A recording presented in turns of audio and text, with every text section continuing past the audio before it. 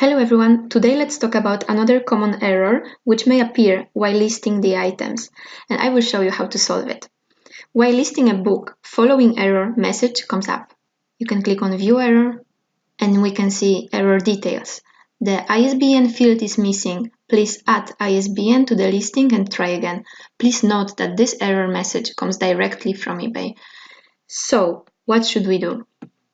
I will go to my source page and copy my ISBN.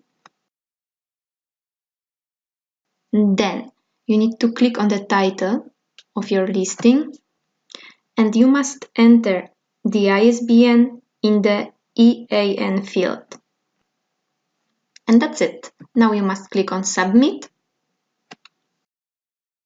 The error should be now fixed and your listing should be now submitted. Thank you very much for watching us. Don't forget to stay tuned by checking our YouTube channel and following Hustle Got Real on social media. Bye!